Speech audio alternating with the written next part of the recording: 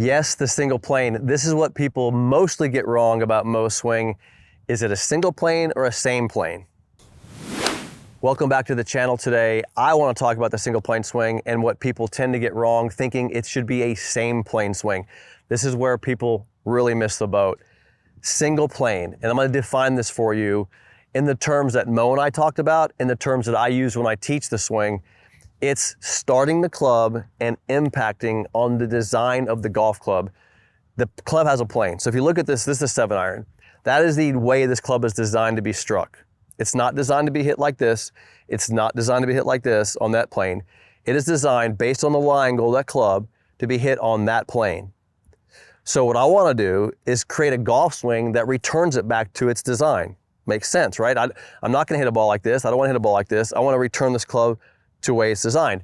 So I'm going to set the club on its plane, and the way it's designed, I'm going to take the club back and bring it down to the way it's designed in the most efficient way possible with the least amount of movement, the least amount of effort, and the maximum efficiency of my body movement, all right? So that is what I consider single plane.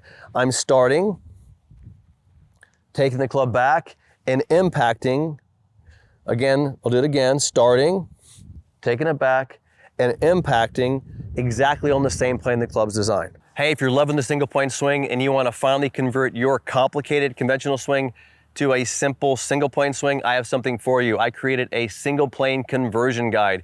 You need to go to gravesgolf.com/convert and download your free guide. There's some videos in there too, and I'm going to help you finally have a great single plane experience.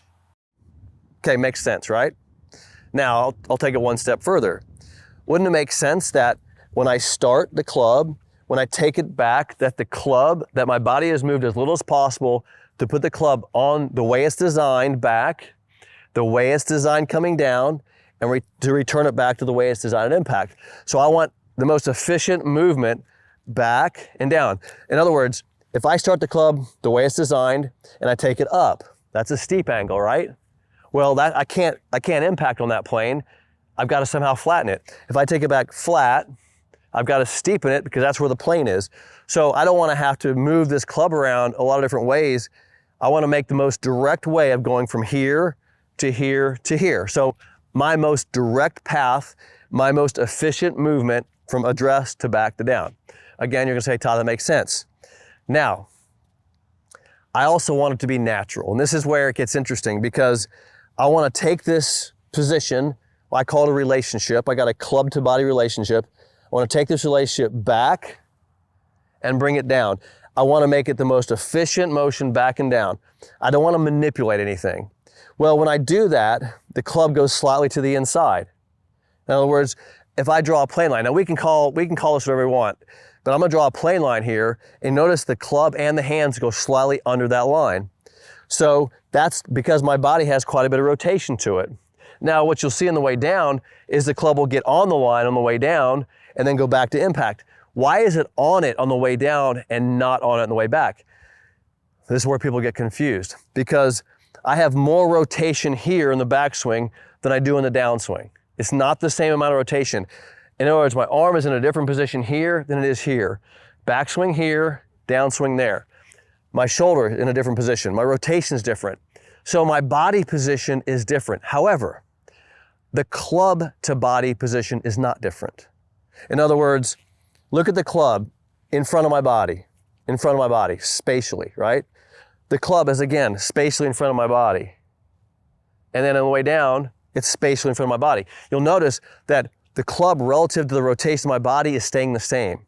So it's a single plane club movement around the same spatial relationship as the body.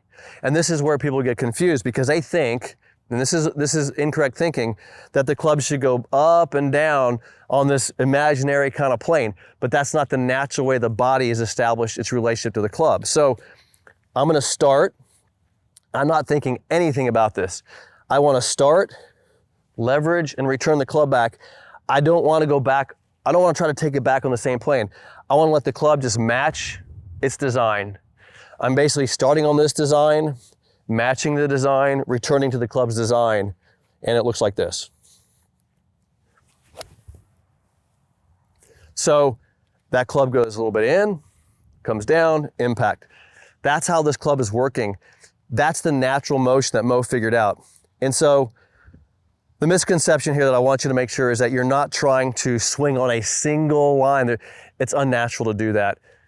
Start the club the way it's designed, naturally plane the club, return it back to its address plane, and you're learning the ideal single plane swing. Hope that helps. Give me a thumbs up, click the bell icon. See you in the next video.